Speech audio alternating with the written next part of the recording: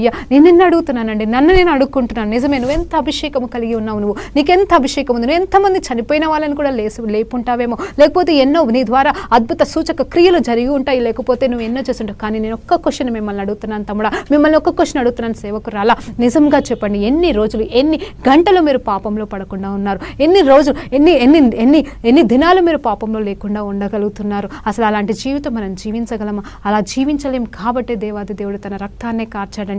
హల్లెలూయా. అవును, ఏబేలు రక్తము కారుతున్నప్పుడు, అది మొర పెడుతున్నప్పుడు దేవుడైతే మరి కేన్ గాని శపించాడు. ఆ రీతిగానే ఇప్పుడు మరి దేవాది దేవుడి రక్తము చిందించబడింది మన పాపాల నిమిత్తం. మరి ఆ రక్తము మరి మన కోసము మొరపెడుతుంది. ఎక్కడ తండ్రి కుడి పార్శ్వన కూర్చున్న యేసయ్యతో పాటుగా మరి ఆ కృపా సింహాసనం మీద కాచబడిన ఆ రక్తం మన కొరకు మొరపెడుతుందండి. అప్పుడైతే మరి ఏబేల్ రక్తము మరి ప్రతీకారం కోసం ఏడ్చిందేమో, కానీ ఇప్పుడు దేవాది దేవుని రక్తం ప్రతీకారం కోసం కాదండి, మన పాపముల కోసం చిందించబడిన ఆ రక్తము మన పాపాల ప్రతీకారం కోరుకోవట్లేదు, కానీ మన పాపముల ప్రాయశ్చిత్తాన్ని కోరుకుంటూ దేవాది దేవుని సన్నిధిలో మొరపెడుతున్నదండి ఆ రక్తము జీవం కలిగిన రక్తం. ఈరోజు నీ కోసం నా కోసం చిందించబడడానికి కార్చబడిన ఆ రక్తాన్ని మనం నిత్యము ప్రోక్షించుకుందామా, నిత్యము జ్ఞాపకం చేసుకుందామా? మనం బల్ల ఆరాధనలో కూడా మనం పాలుభాగస్తులం అయినప్పుడు మనం అనుకుంటాము, ఆ రొట్టెని ద్రాక్షారసంని మనం స్వీకరిస్తున్నప్పుడు, ఆయన జీవముగా, ఆయన శరీరంగా, ఆయన రక్తంగా మనం స్వీకరిస్తున్నప్పుడు, నిజమే, నువ్వు నిజంగా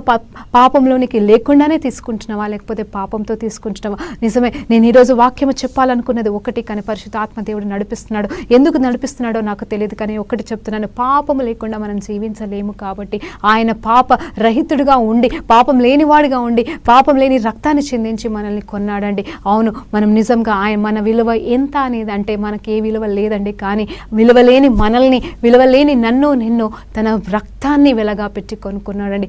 ఎవరి చేతులకు వెళ్ళి కొనుక్కున్నాడంటే సాతానికి మన ఇష్టానుసారంగా మనం అప్పచెప్పుకున్నాము, మన జీవితాలను అప్పచెప్పుకున్నాము. ఇక్కడ నిజమే, మరి ఏబేల్ గారు మరి అక్కడ పాపానికి అప్పించుకోలేదు. తనకు తెలిసిపోయింది, తన తండ్రి తల్లిదండ్రులు చెప్పారు, ఇదిగో సాతాను చేసిన మోసపు క్రియల వలన మేము పాపము చేశామయ్యా, మీరు చేయకూడదని ఖచ్చితంగా తల్లిదండ్రులు చెప్పే ఉంటారు. కానీ కేన్ గారు వినలేదు, ఏబేల్ గారు విన్నారండి. హల్లెలూయా. అందుకోసమే భయభక్తులు అనేది ఏబేలుకునే, అందుకే హృదయపూర్వకంగా ఆయన తన అర్పణను తీసుకొచ్చి అర్పించాడు. అక్కడ ఏ అర్పణ ఇచ్చాడు అనేది సమస్య కాదండి, ఎలా అర్పణ ఇచ్చాడు అనేది సమస్య అండి. హల్లెలూయా. ఎలాంటి అర్పణ ఇచ్చాడు, ఏ విధంగా ఇచ్చాడు అనేది అక్కడ క్వశ్చన్ అయి ఉంది. కాబట్టి అక్కడ హృదయపూర్వకమైన అర్పణ ఏబేల్ గారు దేవుణ్ణి సన్మానించడానికి, దేవుని పట్ల మరి హెచ్చింపు స్వభావం కలిగి దేవాది దేవుడి దగ్గరికి నేను వస్తున్నాను హృదయపూర్వకంగా వెళ్ళినప్పుడు దేవుడు మరి ఏబేల్ని అంగీకరించాడు, కానీ కేన్ని అంగీకరించలేకపోయాడు. ఈరోజు నేను అర్పణలు ఏ రీతిగా ఉన్నాయి? నిజమే, లక్షలు నువ్వు పరిచర్యకిస్తున్నావేమో, కానీ నీ హృదయం ఎక్కడుంది? ఇదిగో నువ్వు ఇచ్చే లక్షలు, మరి ఇదిగో నేను ఇంతమందికి ఇన్ని